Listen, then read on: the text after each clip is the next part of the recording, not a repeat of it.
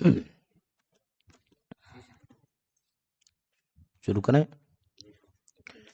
السلام علیکم ورحمۃ اللہ وبرکاتہ۔ الحمد للہ رب العالمین والصلاة والسلام علی اشرف الانبیاء والمرسلین نبینا محمد وعلی آلہ واصحابہ اجمعین وبعد۔ اللہ کے فضل و کرم سے، اس کی توفیق سے، پچھلے حلقے سے ہم لوگ جو مسئلہ پڑھ رہے ہیں اس مسئلے کا کچھ حصہ اور اس کا جواب پڑھا ہے، اور بقیہ حصہ انشاءاللہ تبارک و تعالی آج مکمل کیا جائے گا۔ مسئلہ جو تھا وہ عقیدے سے متعلق تھا، اور عقیدے اور منہج کے حوالے سے محمد سرور بن نائف زین العابدین کی بات نقل کی گئی تھی کہ منہج الانبیاء فی الدعوہ نامی کتاب میں محمد سرور بن نائف زین العابدین نے کیا کہا ہے، عقیدے کے سلسلے میں، عقیدے کی کتابوں کے سلسلے میں جو باتیں کہی ہیں اس پر جواب اور اس پر رد شیخ صالح فوزان کر رہے تھے۔ اسی طرح سے شیخ جمال بن فرحان الحارثی رحمۃ اللہ علیہ نے بھی اس پر تعلیق لگائی ہے۔ شیخ صالح فوزان نے سرور کے جواب میں شیخ محمد بن امان الجامی رحمۃ اللہ علیہ کا ذکر کیا ہے کہ محمد امان جامی رحمۃ اللہ علیہ نے اپنی ایک تقریر میں یا اپنے ایک کہہ لیجئے کہ زبانی رد میں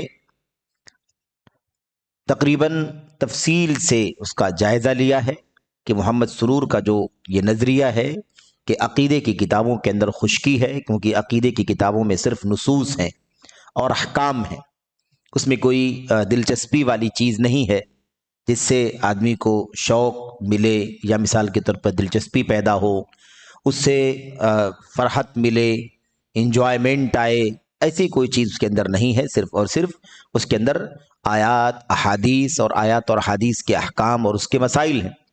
اس طرح کی بات کہی تو اس کا جواب جو ہے وہ شیخ صالح فوزان دیتے ہوئے کہتے ہیں کہ محمد امان جامی نے اس کا رد کیا ہے۔ اچھا، اس کے بعد یہ جو شیخ کہہ رہے ہیں صفحہ نمبر 222 میں اس کیسٹ کے بارے میں جو شیخ محمد امان جامی کی ہے، اس میں کہتے ہیں کہ بہت ہی ٹھوس کیسٹ ہے وہ۔ اللہ تعالی ہمارے استاد گرامی شیخ محمد امان جامی رحمہ اللہ کو جزائے خیر دے اور ان کے ذریعے اسلام اور مسلمانوں کو نصرت پہنچائے۔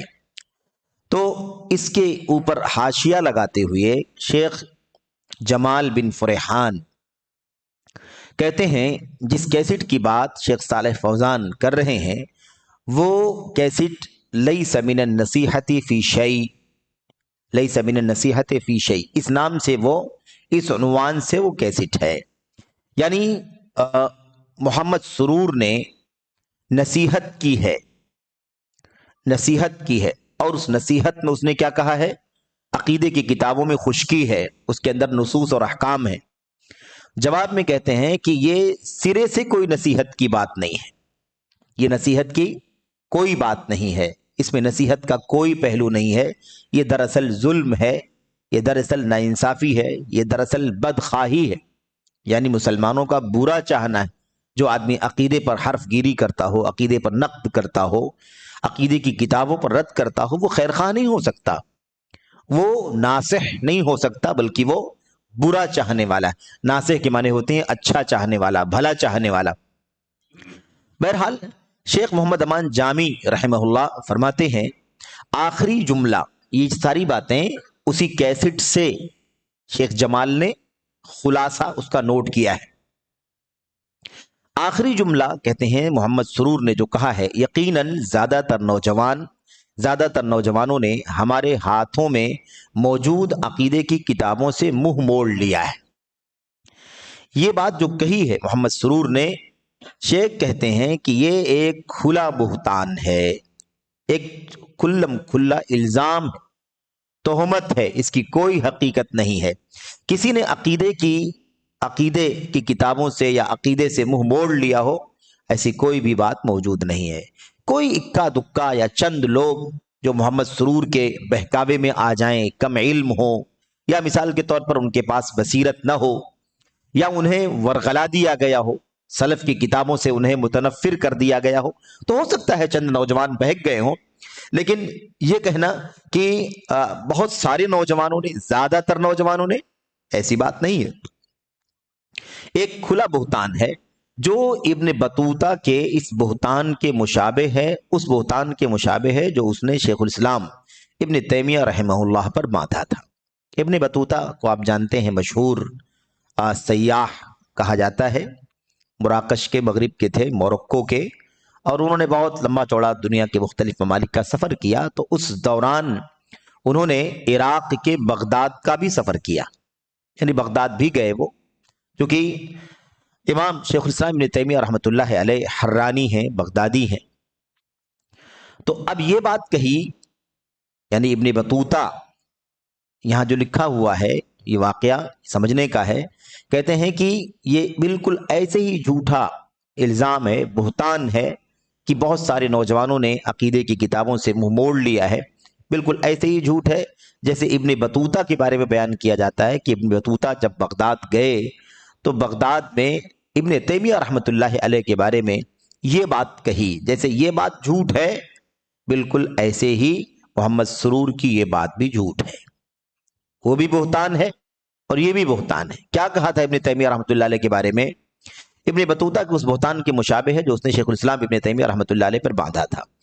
شیخ الاسلام ابن تیمیہ رحمۃ اللہ علیہ کی وفات 728 میں ہوئی ہے اور ابن بطوطہ کی وفات 779 میں ہوئی ہے، 779 میں ہوئی ہے، یعنی تقریباً دونوں کے بیچ میں 50 سال کا، تقریباً 50 سال کا فاصلہ ہے دونوں کی وفات میں۔ بہرحال تو یہ تو ٹھیک ہے کہ مطلب زندگی جو ہے، زمانہ جو ہے دونوں کا وہ ایسا ہے کہ بغداد جائیں تو ملاقات ہوگی۔ اگر بغداد گئے ہوں گے اور بغداد میں شیخ الاسلام ابن تیمیہ رحمۃ اللہ علیہ اس وقت رہے ہوں گے، کیونکہ بحیات تھے، اس میں تو کوئی شک نہیں ہے، ٹھیک ہے، لیکن کہاں تک دیکھا نہیں دیکھا، ملاقات ہوئی نہیں ہوئی، ظاہر سی بات ہے کہ یہ اس کا پتہ تاریخ سے ہی ہوگا کہ تاریخ اس بات کی کہاں تک گواہی دیتی ہے کہ ملاقات ہوئی یا نہیں ہوئی۔ کیا کہا؟ بغداد گئے، ابن بطوطہ کا خیال تھا کہ وہ بغداد گیا اور وہاں ابن تیمیہ رحمۃ اللہ علیہ کو دیکھا کہ وہ خطبہ جمعہ ارشاد کر رہے ہیں، خطبہ جمعہ ابن تیمیہ رحمۃ اللہ علیہ ارشاد دے رہے ہیں، ارشاد فرما رہے ہیں، اور ممبر کی سیڑھیوں سے اترتے ہوئے کہہ رہے ہیں، میرا رب ایسے ہی اترے گا جیسے میں یہاں اتر رہا ہوں۔ یہ الزام ابن تیمیہ رحمۃ اللہ علیہ پر ہے کہ گویا کہ نزول الہی، ینزل ربنا کل سماء کل لیلۃ الی السماء الدنیا، ہر رات اللہ تبارک و تعالی، ہمارا رب سبحانہ و تعالی آسمان دنیا پر اترتا ہے۔ یہ آسمان جو دکھائی دے رہا ہے یہ آسمان دنیا ہے، دنیا والوں کی نظر میں یہی آسمان ہے، اس کے اوپر کے جو آسمان وہ ہم نہیں دیکھتے، تو اس پر نزول فرمائے گا، اترے گا۔ اترنے کے بارے میں ہمارا یقین ہے، ہمارا ایمان ہے، اللہ تبارک و تعالی کی یہ صفت ہے، اور اللہ تبارک و تعالی یہ صفت درست ہے، ویسے ہی ہمارا ایمان اور عقیدہ ہے جیسے یہ صفت آئی ہے نصوص کے اندر۔ ہمیں اس میں کوئی دشواری نہیں ہے، ہمارا انکار نہیں ہے، ہمارے پاس کوئی تحریف نہیں ہے، ہمارے پاس کوئی تشبیہ نہیں، ہمارے پاس کوئی مثال نہیں ہے کسی کی، ہم اس طرح سے اس پر یقین رکھتے ہیں۔ لیکن ابن بطوطہ کا خیال کہ وہ بغداد گئے اور جا کر کے وہاں پر ابن تیمیہ کو دیکھا کہ خطبہ جمعہ دینے کے بعد جب ممبر سے اترے تو کہا کہ جیسے میں اتر رہا ہوں ایسے ہی اللہ تبارک و تعالی آسمان دنیا پر نزول فرماتا ہے۔ تو یہ الزام ہے، یہ کیا ہے؟ الزام ہے۔ دو طرح سے یہ الزام ہے، ایک تو یہ کہ ابن تیمیہ رحمۃ اللہ علیہ اس طرح کی بات کبھی بھی نہیں کہہ سکتے، کبھی ایسی بات نہیں کہہ سکتے، نہ کہیں اس طرح کی کوئی بات سرے سے موجود ہے۔ دوسری بات یہ ہے کہ ابن تیمیہ رحمۃ اللہ علیہ کو ابن بطوطہ نے دیکھا ہو، یہ بھی جھوٹ ہے، کیونکہ ابن بطوطہ نے جب بغداد کا سفر کیا تھا تو اس وقت شیخ الاسلام ابن تیمیہ رحمۃ اللہ علیہ جیل میں تھے، اس وقت وہ قید خانے میں تھے، اس لیے سوال ہی پیدا نہیں ہوتا ہے کہ ابن تیمیہ سے ان کی ملاقات ہوئی ہو یا انہوں نے دیکھا ہو، اور یہ بھی ممکن نہیں کہ ابن تیمیہ رحمۃ اللہ علیہ جو عقیدے کے امام ہیں، اسماء و صفات کے سلسلے میں اتھارٹی مانے جاتے ہیں پوری دنیا کے اندر، اور آج تک ان کی تحریریں، ان کی کتابیں، ان کے فتاوے، ان کے مؤلفات، تحقیقات، ردود آج تک ہمارے سامنے موجود ہیں۔ اگر یہ بات ابن تیمیہ رحمۃ اللہ علیہ نے کہی ہوتی تو کہیں نہ کہیں تو یہ موقف کسی طرح سے، کسی بھی طرح سے ان کی کسی کتاب میں نقل تو کیا گیا ہوتا، کہیں بھی ایسی کوئی بات موجود نہیں ہے۔ تو کیسے ابن تیمیہ رحمۃ اللہ علیہ پر یہ بات کہی جا سکتی ہے؟ تو جیسے یہ الزام ہے ابن تیمیہ پر ابن بطوطہ کی طرف سے، ایسے ہی یہ بھی الزام ہے کہ نوجوانوں نے، بہت سارے نوجوانوں نے عقیدے کی کتابوں سے منہ موڑ لیا ہے، یہ شیخ کہہ رہے ہیں۔ دیکھیے، کہتے ہیں کہ لیکن اللہ تعالیٰ نے مسلمانوں کے علماء میں ایسے لوگوں کو پیدا کیا جو اس جھوٹ اور بہتان کو تاریخی طور پر جھوٹا اور بے بنیاد ثابت کریں۔ یہ اللہ تبارک و تعالیٰ کا فضل ہے کہ اللہ تعالیٰ نے اپنے دین کے تحفظ کے لیے کتاب و سنت اور عقیدے اور منہج اور حلال و حرام کی حفاظت کے لیے اللہ تعالیٰ نے ایسے لوگوں کو پیدا کیا ہے ہر دور میں، اور ہر دور میں اللہ تبارک و تعالیٰ پیدا فرمائے گا، اس بات کا وعدہ ہے، جو ہر طرح کے جھوٹ، ہر طرح کے بہتان کی قلعی کھولیں گے اور اسے بے نقاب کریں گے۔ اور یہی بات یہاں پر بھی ہے۔ علامہ بہجت البیطار، یہ مصر کے ایک عالم ہے، بڑے علماء میں سے ہیں کبار، حیات و شیخ الاسلام ابن تیمیہ نامی کتاب لکھی، اور اس کتاب میں ثابت کیا کہ شیخ الاسلام ابن تیمیہ رحمۃ اللہ علیہ اور ابن بطوطہ کبھی اکٹھا نہیں ہوئے۔ ایسا کبھی ہوا ہی نہیں تاریخی طور پر کہ ابن بطوطہ اور ابن تیمیہ اکٹھا ہوئے ہوں۔ تو بھلا کیسے ابن بطوطہ نے ابن تیمیہ رحمۃ اللہ علیہ کو دیکھا کہ وہ خطبہ دے کر کے اتر رہے ہیں تو ایسی بات کہہ رہے ہیں جو سراسر غلط ہے، باطل ہے۔ تو ابن بطوطہ، ابن تیمیہ کبھی بھی اکٹھا نہیں ہوئے، نہ ہی ابن بطوطہ نے ابن تیمیہ رحمہ اللہ کو کبھی دیکھا ہے، کبھی بھی نہیں دیکھا۔ بلکہ ابن بطوطہ جس دن بغداد میں داخل ہوئے، اس دن شیخ الاسلام ابن تیمیہ رحمہ اللہ جیل میں تھے، اور جیل ہی میں ان کی وفات ہو گئی۔ اس جھوٹ اور بہتان کو لکھنے والوں نے ایک دوسرے سے نقل کر ڈالا، یعنی ایک طرف کسی نے جھوٹ پھیلا دیا اور اس کے بعد پھر اس سے اس نے نقل کیا، پھر اس سے اس نے نقل کیا، اس نے نقل کیا، اور یہ تناقل چلتا رہا، ایک سے دوسرا، دوسرے سے تیسرا نقل کرتا رہا، اور یہ چیز ایسے پھیل گئی جیسے 100% سچ ہو، حق ہو، جبکہ تاریخی طور پر اس کا جائزہ لینے سے معلوم ہوتا ہے کہ ابن تیمیہ رحمۃ اللہ علیہ اور ابن بطوطہ کی کبھی بھی ملاقات نہیں ہوئی، حقیقت اس کے خلاف ہے۔ اچھا، تو یہ ہو گئی بات۔ تو کہتے ہیں اسی طرح عقیدہ توحید کا دفاع کرتے ہوئے شیخ جمال کہتے اسی طرح عقیدہ توحید کا دفاع کرتے ہوئے آج کے اس سروری جھوٹ اور بہتان کی بھی تردید اور اس کا جڑ سے خاتمہ کرنا ضروری ہے۔ ابن تیمیہ رحمۃ اللہ علیہ پر الزام، اس الزام کا خاتمہ علماء نے کر دیا کہ ابن بطوطہ کی یہ بات جھوٹ ہے، دونوں کبھی اکٹھا نہیں ہوئے۔ اسی طرح سے یہ الزام جو لگایا گیا کہ بہت بڑی تعداد نوجوانوں کی عقیدے کی کتابوں سے انحراف کا شکار ہو گئی اور لوگوں نے اس سے منہ موڑ لیا، اس حقیقت کو بھی کھولنا ضروری ہے، اور عقیدہ توحید کا دفاع کرنے کے لیے اس جھوٹ کا بھی پردہ فاش کرنا ضروری ہے۔ کہتے ہیں اس لیے میں کہتا ہوں، یعنی یہاں سے گویا کہ شیخ جمال اس کا جواب دے رہے ہیں، نوجوانوں نے عقیدے کی کتابوں سے منہ موڑ لیا، اس کا جواب۔ محمد سرور اس بات کا اہل نہیں ہے کہ مسلم نوجوانوں اور عقیدہ توحید کی بابت ان کے اہتمام اور اعراض کا تجزیہ و تبصرہ کر سکے۔ محمد سرور جو ہے، کیا وہ عقیدے کا عالم ہے؟ کیا وہ عقیدے کا استاد ہے؟ عقیدے کا متخصص ہے؟ کیا وہ عقیدے کے سلسلے میں دنیا کے حالات پر نظر رکھتا ہے؟ کیا اسے پتہ ہے اس چیز کا؟ اس کی یہ صلاحیت نہیں ہے، اس کی لیاقت نہیں ہے، وہ اس بات کا اہل نہیں ہے، قابل نہیں ہے کہ وہ مسلم نوجوانوں اور عقیدہ توحید کے بارے میں وہ کتنا اہتمام کرتے ہیں، کتنا اعراض کرتے ہیں، کتنا عقیدہ توحید کو پڑھتے اور اس کو مانتے ہیں اور کتنا اس سے منہ موڑتے ہیں، اس بات کا تجزیہ تبصرہ کرنے کی لیاقت، صلاحیت ابن سرور کے پاس، محمد سرور کے پاس نہیں ہے۔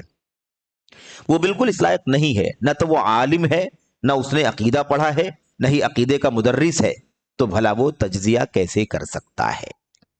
کہ جو عقیدہ پڑھتے پڑھاتے ہوں، جن کا مشغلہ ہو، جن کا اوڑھنا بچھونا عقیدے کا ہو، وہ تجزیہ کریں کہ یہ عقیدہ ہے اور اس عقیدے میں یہ کمی بیشی ہے، اور پھر اس کی وجہ سے یہ نوجوان اس سے برگشتہ ہو رہے ہیں یا منہ موڑ رہے ہیں، تو بات سمجھ میں آتی ہے، غور کرنے کی چیز ہو سکتی ہے کہ بھائی ایک عقیدے کا ہی استاد ہے، عقیدے کا ہی طالب علم ہے، عقیدے کا ہی متخصص ہے، عقیدہ ہی اس کا فن ہے، وہی اس کا مشغلہ ہے، وہ تجزیہ کرے۔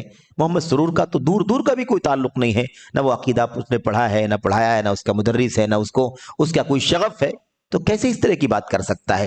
صحیح بات یہ ہے کہ عقیدے سے وہ عقیدے سے، عقیدے توحید سے، عقیدے سلف سے وہ نابلد ہے، اسی لیے اس نے یہ بات کہی ہے، ورنہ یہ بات کوئی صحیح عقیدہ جاننے والا نہیں کہہ سکتا، اس کی جرات ہی نہیں کر سکتا ہے۔ اچھا، کہتے ہیں یہ تجزیہ کہاں سے آیا؟ یہ تو سراسر جھوٹ اور بہتان ہے۔ کہاں سے اس نے کہا بہت سارے نوجوان گرگشتہ ہو رہے ہیں؟ اکا دکا چند لوگ ہیں جو بہک جاتے ہیں اپنی لا علمی کی وجہ سے، یا کہہ لیجئے کہ سلف کے منہج کے جو علماء ہیں عقیدے کے باب میں، جن کو درک اور جن کو تبحر یعنی گہرائی حاصل ہے، ایسے علماء سے وہ دور ہیں، اس وجہ سے وہ بہک جاتے ہیں، ورنہ ایسا ممکن نہیں ہے کہ زیادہ تر نوجوانوں نے منہ موڑ لیا ہے، یہ حقیقت کے خلاف ہے، یہ سچ نہیں ہو سکتا۔ اس کے بعد کہتے ہیں شیخ جمال، کیا تم نے اس غیرت مند، یہ تنزیہ انداز میں کہا ہے کہ اتنا غیرت مند اپنے آپ کو سمجھتا ہے محمد سرور کہ عقیدہ توحید کے بارے میں وہ یہ کہہ رہا ہے کہ نوجوان اس سے متنفر ہو رہے ہیں اور اس سے برگشتہ ہو رہے ہیں، اس سے لوگ منہ موڑ رہے ہیں کیونکہ بہت خشکی ہے اس کے اندر صرف اور صرف نصوص ہیں، صرف اور صرف احکام بیان کیے گئے، بڑا غیرت مند اپنے آپ کو عقیدے کے بارے میں ثابت کر رہا ہے۔ تو کہتے ہیں کہ کیا تم نے اس غیرت مند محمد سرور کی کوئی کیسٹ سنی ہے؟ کیسٹ کا لفظ بار بار آ رہا ہے، یہ اس لیے کیونکہ یہ تحریریں اس وقت کی ہے جب کیسٹیں چلتی تھی، ورنہ آج کا دور ہوتا تو آج تو سائٹوں کے حوالے دیے جاتے، موضوعات کے حوالے دیے جاتے ہے نا، پی ڈی ایف کے اور کیا کہتے ہیں آن لائن چیزوں کے بھی حوالے دیے جاتے۔ تو کہتے ہیں کہ کیا تم نے کوئی کیسٹ سنی ہے جس میں وہ اپنے پڑوسی، چونکہ یہ سروری جو ہے، محمد سرور جو ہے، یہ کہاں کا ہے؟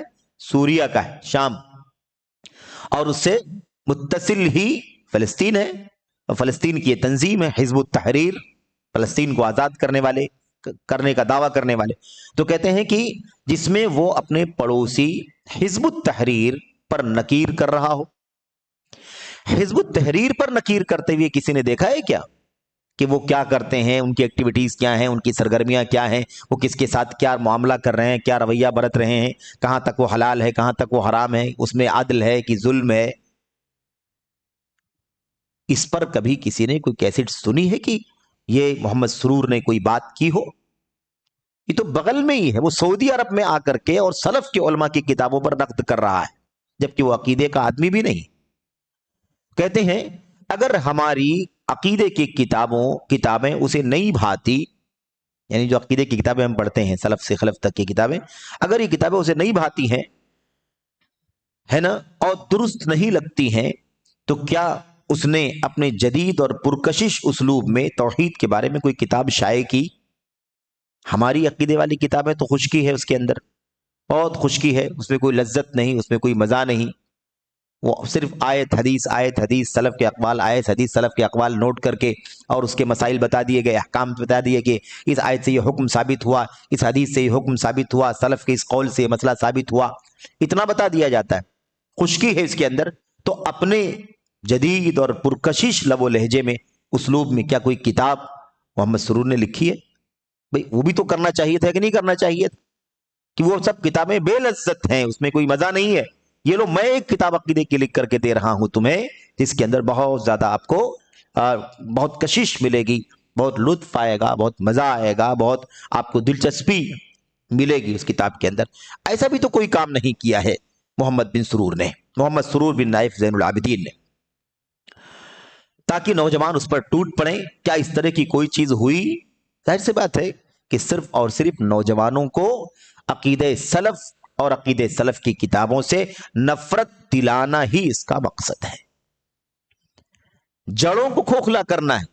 اگر سلف کے عقیدے پر وہ چلیں گے تو خروج کے راستے پر کبھی نہیں جائیں گے، بغاوت کے راستے پر کبھی نہیں جائیں گے۔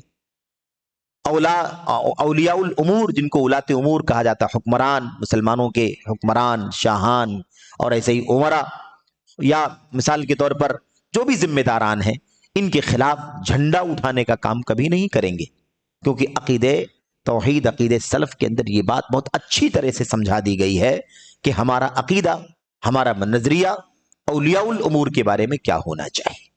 کب تک ہم بغاوت کی راہ اختیار نہیں کر سکتے، زبان سے نہیں، قلم سے نہیں، اور کسی ذریعے اور وسیلے سے نہیں، کب تک اس کا مرحلہ کہاں تک جاتا ہے اور کب بغاوت کا کام کیا جا سکتا ہے، یہ ساری باتیں عقیدہ سلف کی کتابوں کے اندر اچھی طرح سے لکھ دی گئی۔ تو مسئلہ یہی ہے، اس لیے یہ لوگ عقیدے کی کتابوں کو پڑھ پڑھ کر کے نوجوان متنفر نہیں ہو رہا ہے، عقیدے کی کتابیں پڑھ کر کے سلف کے عقیدے سے وہ بہراور ہو رہا ہے، روشنی میں آ رہا ہے، اس لیے خروج کی راہ سے وہ باز آ رہا ہے، اور تم ورغلانا چاہتے ہو نوجوانوں کو، اس لیے عقیدے کی کتابوں پر انگلی اٹھا کر کے اسے بدنام کرنا چاہتے ہو، تاکہ نوجوان ان سلف کی کتابوں سے جو عقیدے پر لکھی گئی ہیں، ان کتابوں سے ہمارے نوجوان دور ہو جائیں۔ ہو نہیں رہے ہیں، ہو نہیں گئے ہیں، بلکہ تم کرنا چاہتے ہو۔ یہ اصل میں ان کا ہدف اور مقصد ہے۔ اسی لیے آپ دیکھیں گے جتنے باطل فرق ہیں، جتنے فرق ضالہ گمراہ فرقے ہیں، آپ کو کوئی بھی عقیدے کی کتاب پڑھانے میں، عقیدے کی کتاب پڑھانے اس کی ترغیب دینے میں آپ کو نشیط نظر نہیں آئے گا، سرگرم نظر نہیں آئے گا۔ کیوں؟ اس لیے کہ وہی تو اصل ہے، اس کو پڑھنے سمجھنے کے بعد پھر ساری چیزیں اوپر کی جو ہے اسی جڑ سے نکل کر کے آتی ہیں۔ اس لیے عقیدے سے لوگ دوریاں پیدا کرنا چاہتے ہیں، عقیدے سے لوگ نوجوانوں کو متنفر کرنا چاہتے ہیں۔ یہ بات کہنا کہ عقیدے کی کتابوں کے اندر خشکی ہے، پھر یہ کہنا کہ عقیدے کی کتابیں پرانے زمانے میں لکھی گئی ہیں، تو عقیدہ کیا صبح شام ڈیولپ ہوتا ہے؟ بدلتا تھوڑی نا کہ عقیدہ بھی بدلتا ہو کہ بھئی چلو ٹھیک ہے اس زمانے کے لیے عقیدہ الگ تھا۔ یہی کہا ہے نا کہ عقیدے کی کتابیں جس دور میں لکھی گئی تھیں اس دور کے لیے تو ٹھیک تھیں، لیکن وہ کتابیں آج ہمارے دور کے لیے مناسب نہیں ہیں۔ تو اس کا مطلب یہ نکلتا ہے گویا کہ عقیدہ بھی زمانے کے ساتھ ساتھ تبدیل ہوگا، عقیدہ بھی زمانے کے ساتھ ساتھ اپنی شکل بدلے گا۔ حالات آج رنگین ہیں، میڈیا کا دور ہے، دلچسپی، منورنجن، انجوائمنٹ کی فضا ہے، تو اب عقیدے کو بھی ایسا بنایا جائے کہ اس میں لوگوں کو لطف آئے، مزہ آئے، لوگ اس کے اندر دلچسپی لیں۔ یہ ذہن بنانا چاہتا ہے آدمی کا نظریہ، اس کی فکر، اس کی سوچ، اس کی تحریر میں دکھائی دیتی ہے کہ وہ کہنا کیا چاہتا ہے۔ کہتے ہیں اگر آخر ایسا کیوں نہیں کیا؟ وہ کتابیں بے لذت تھیں تو آج نئے اسلوب اور انداز میں عقیدے کی کتابیں لکھنا تو چاہیے تھا اسے۔ کیا اس نے ایسا کوئی کام کیا؟ نہیں کیا۔ آخر کیوں نہیں کیا؟ اگر واقعی وہ طالب علم اور مصلح ہوتا تو ایسا ضرور کرتا۔ اچھا، نوجوان عقیدے کی، سلف کی کتابیں جو عقیدے کے سلسلے میں ہیں، ان کتابوں سے لوگ منہ موڑ رہے ہیں، تو ہمیں منہ موڑنے سے روکنا ہے، کوشش کرنی ہے کہ وہ کیا کریں؟ کوشش کرنی ہے کہ وہ عقیدے کی کتابوں سے جڑیں، عقیدے کی کتابیں پڑھیں اور عقیدے کا علم حاصل کریں، یہ تو ہماری کوشش ہونی چاہیے۔ تو اس سے لوگ دوری اختیار کر رہے ہیں، تو آپ نے اپنی طرف سے کون سی کوشش کی کہ نوجوان عقیدے کی کتابیں کیسے پڑھیں گے؟ اس کی فکر کرو، کیا لکھا جائے، کیسے لکھا جائے، کس انداز سے لوگوں کو عقیدہ بتلایا جائے کہ لوگ اس سے دوری اختیار نہ کریں بلکہ دلچسپی سے عقیدے کی کتابوں کو پڑھیں۔ اس کا مطلب آپ کو عقیدے کی کوئی فکر نہیں ہے۔ اگر عقیدے کی فکر ہوتی، واقعی ایسی کوئی بات ہوتی، تو آپ اس کے لیے نیا راستہ اختیار کرتے کہ عقیدے کی کتابوں کو کیسے دلچسپی سے پڑھایا جائے، کیسے پڑھایا جائے کہ اسے پڑھنے میں دلچسپی ہو، ورنہ عقیدہ تو وہی رہے گا، عقیدہ نہ بدلا ہے نہ بدلے گا، ہمیشہ اللہ تبارک و تعالیٰ کے ہاں مسلم ہے، عقیدے میں کوئی تبدیلی نہیں ہوتی۔ کہتے ہیں لیکن واللہ اعلم، اللہ خوب جانتا ہے، بظاہر معلوم ہوتا ہے کہ یہ شخص سلفی عقیدہ اور سلفی عقیدے کے حاملین سے، یعنی سلفی عقیدہ رکھنے والوں سے عداوت اور دشمنی رکھتا ہے۔ اے محمد سرور، یہ دیکھیے نصح اور خیرخواہی کے ساتھ کہتے ہیں کہ اے محمد سرور، بھلا تو کس چیز کی دعوت دے رہا ہے؟ کس چیز کی دعوت دے رہا ہے؟ انبیاء علیہ الصلوۃ والسلام کو اسی لیے ایذائیں دی گئیں، تکلیفیں دی گئیں، ستایا گیا، مارا گیا کہ وہ عقید توحید، اسلام کی دعوت دے رہے تھے۔ اسلام کیا ہے؟ عقید توحید۔ عقید توحید کیا ہے؟ اسلام، یعنی بنیادی طور پر اسلام کے اندر کیا ہے؟ یہی عقیدہ۔ لیکن آخر تو کس چیز کی دعوت دے رہا ہے؟ تو لوگوں کو عقیدے سے نفرت دلا رہا ہے۔ وہ عقیدہ کہاں ہے جس کی تو دعوت دے رہا ہے؟ یقیناً تو بس مقابلہ آرائی کرنے والا ہے، تیری چاہت ہے کہ حکمرانوں سے کرسیوں کے لیے مقابلہ آرائی کرے۔ یہ اصل راز ہے۔ یہ ہم نے عرض کیا تھا نا کہ سروریت کی جو فکر ہے وہ دراصل سلفیت، جو خالص سلفیت ہے، اس کے اور خارجیت کے بیچ کی راہ نکالنے کا ایک مشن۔ کس طرح سے سلفیت کو اور خارجیت کو قریب کیا جائے، جوڑنے کی، بیچ کی راہ نکالنے کی کوشش جو کی جا رہی ہے، اسی کو دراصل اگر ہم چاہیں تو کہہ سکتے ہیں کہ یہی سروریت ہے۔ تو خلاصہ کلام کیا ہے کہ خروج سے سلفیت کا کوئی تعلق نہیں ہے، سلفیت خروج سے بری ہے اور خروج سلفیت سے بری ہے، دونوں میں کوئی تال میل نہیں ہو سکتا۔ اس لیے یہ جو راہ نکالنے کی کوشش کی جا رہی ہے، یہ راہ جو ہے دراصل خروج کی ہی راہ ہے، اخوانیت ہی کی راہ ہے، قطبیت ہی کی راہ ہے، بغاوت ہی کی راہ ہے، بس شکل بدلی جا رہی ہے اور یہ ثابت کیا جا رہا ہے کہ سلفیت کا یہ آدمی ہے، اس کی بات کو مان لینا چاہیے، اس کی بات بہت مناسب ہے، اس لیے اس طرح کی باتیں وہ کرتے ہوئے اپنی کتابوں میں دکھائی دے رہا ہے۔ آگے بہت ساری باتیں آگے آئیں گی جس سے اور بھی کھل کر کے بات سامنے آ جائے گی کہ محمد بن سرور کا جو نظریہ ہے، اس کی جو باتیں ہیں، اس کا تعلق خروج سے ہی ہے۔ اس کا تعلق کس سے ہے؟ خروج سے ہے، تکفیر سے ہے۔ گناہ کبیرہ کرنے والوں کو وہ مسلمان نہیں سمجھتا، گناہ کبیرہ کرنے والوں کو اسلام سے خارج سمجھتا ہے، ایمان والا نہیں سمجھتا اگر کسی سے گناہ کبیرہ ہو جائے تو۔ جیسا کہ لواطت کے بارے میں بات آئی تھی کہ قوم لوط کے بارے میں اس نے کتنی وضاحت سے کہا، اور وہ بات آگے پھر مزید آ رہی ہے، مزید حواشی کے ساتھ آ رہی ہے، مزید تعلیقات کے ساتھ آ رہی ہے۔ تو کہتے ہیں یقیناً تیری چاہت ہے کہ حکمرانوں سے کرسیوں کے لیے مقابلہ آرائی کرے، لیکن جب تجھے مقابلہ آرائی کا کوئی راستہ نہ مل سکا تو گالی گلوچ پر، لعن طعن اور تکفیر پر آمادہ ہو گیا۔ کیا یہی دعوت ہے؟ کیا یہی اسلام ہے؟ تو اپنے آپ کو اور اپنے جیسوں کو دعات کہتا ہے، یعنی خود کو اور اپنے جیسے اپنی فکر رکھنے والوں کو دائی سمجھتا ہے کہ ہم سب کیا ہیں؟ دائی ہیں، دعات ہیں۔ اللہ اور اللہ کے دین کا دائی، عقیدے کا دائی، احکام کا دائی، کیا اس میں سے کچھ بھی انجام پایا؟ کچھ بھی ہوا؟ عقیدے کی دعوت، تم اپنے آپ کو دائی کہتے ہو اور دیگر لوگوں کو، اپنے ساتھیوں کو بھی دائی سمجھتے ہو۔ کون سی دعوت کا کام تم لوگوں نے کیا؟ کون سے اسلام کی دعوت کا کام تم نے کیا؟ کون سا مشن تم نے پھیلایا؟ آج تک کوئی کام تم نے دعوت کا کیا ہے؟ یہی تمہارا کام ہے کہ تم کیا کرتے ہو؟ عوام کو، رعایا کو ان کے حکمرانوں سے نفرت دلاتے ہو، اور اس طرح سے ایک گناہ کبیرہ کو بھی کفر کا سبب ثابت کرنے کی کوشش کرتے ہو اور عقیدے سے لوگوں کو نفرت دلانے کی کوشش کرتے ہو۔ یہ تمہارا کام ہے۔ تو یہ ہو گیا اس سوال کا جواب جو پچھلے حلقے میں ہم پڑھ رہے تھے۔ یہاں پر یہ جواب مکمل ہوا اور اس کے تعلیقات اور حاشیے بھی مکمل ہو گئے۔ یہاں پر سوال نمبر 28 اور اس کا جواب اختتام پذیر ہوا۔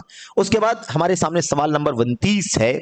اس سوال نمبر 29 میں بھی اسی کتاب اور محمد سرور بن نائف زین العابدین ہی کے سلسلے میں گفتگو چل رہی ہے۔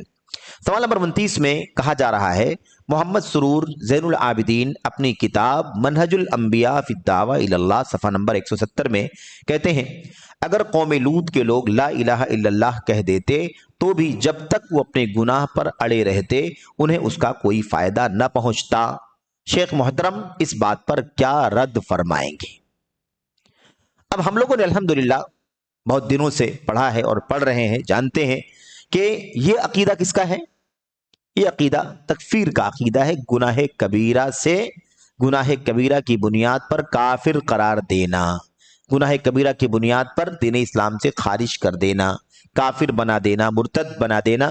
ایک آدمی گناہ کبیرہ کرتا ہے تو دین اسلام سے خارج ہے۔ زنا کسی نے کیا، دین سے باہر۔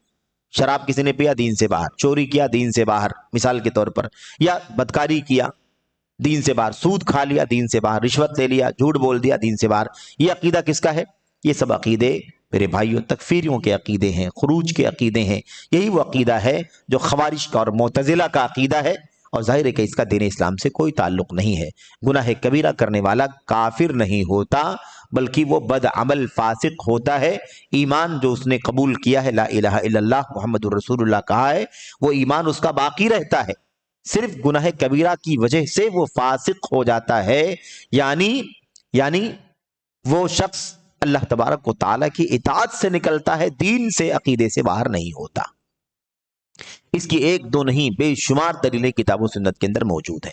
وَإِن طَائِفَتَانِ مِنَ الْمُؤْمِنِينَ اقْتَتَلُوا فَأَصْلِحُوا بَيْنَهُمَا، اگر مسلمانوں کی، مومنوں کی دو جماعتیں آپس میں لڑیں بھیڑیں، قتال کریں، مار دھاڑ کر لیں، اللہ تعالیٰ نے کیا فرمایا؟ اگر مومنوں کی دو جماعتیں آپس میں قتال کریں۔ آپ دیکھ رہے ہیں نا، اللہ تعالیٰ قتال بھی کہہ رہا ہے اور مومنوں کی جماعت بھی کہہ رہا ہے۔ تو اگر لڑنے سے، قتل کرنے سے اگر ایمان ختم ہو جاتا تو مومنوں کی جماعت اللہ تبارک و تعالیٰ کہتے.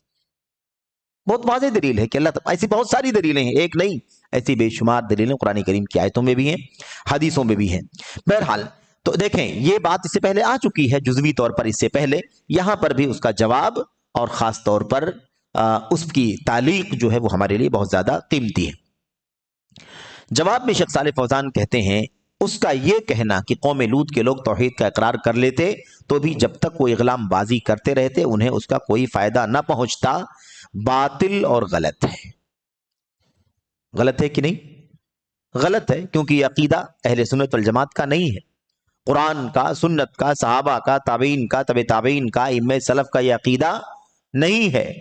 کیونکہ لا الہ الا اللہ کہنے کا فائدہ ان کو بالکل پہنچے گا اور وہ مومن رہیں گے، یعنی مسلمان رہیں گے. ہم مومن کہہ لیں کامل ایمان نہیں، ایمان کی کمی کے ساتھ، یا ہم مسلمان کہہ لیں، اس میں کوئی فرق نہیں ہے. لیکن وہ اسلام سے، ایمان سے باہر نہیں جائے گا، کافر نہیں ہوگا، مرتد نہیں ہوگا. یہ عقیدہ ہمارا کتاب و سنت اور سلف امت کے منہج کے مطابق ہے، عقیدے کے مطابق ہے. تو لواطت، اغلام بازی جس کو کہتے ہیں، زیادہ سے زیادہ اس کی کیا حیثیت ہے کہ وہ گناہ کبیرہ ہے، کفر نہیں ہے، وہ شرک نہیں ہے. یہ بات اس سے پہلے آ چکی ہے اور بار بار آ چکی ہے، الا یہ کہ اسے کوئی حلال سمجھ کر کے کرتا. اگر کوئی حلال سمجھ کر کے کرے تو پھر ظاہر سی بات ہے کہ پھر وہ اغلام بازی کی وجہ سے دین سے باہر نہیں ہوگا، بلکہ اس عقیدے کی بنیاد پر دین سے باہر ہوگا کہ وہ ایک کتاب و سنت کے مسلمہ حرام کو حلال بنا رہا ہے، اس لیے وہ دین اسلام سے باہر ہو جائے. ورنہ گناہ کبیرہ کرنے والا دین اسلام سے باہر نہیں ہوتا. اچھا، یہ عقیدہ کیا ہے؟ باطل اور غلط ہے، کیونکہ بلا شبہ اغلام بازی جرم اور گناہ اور کبیرہ گناہوں میں سے ہے، لیکن کفر کے درجے تک نہیں پہنچتا. کفر کے درجے تک نہیں پہنچتا. ہمارے جذبات کا مسئلہ نہیں ہے یہاں پر، ہمارے جذبات کا مسئلہ نہیں ہے کہ ہم کہیں کہ اتنا گندا کام، اتنا برا کام، اتنا گھناؤنا عمل.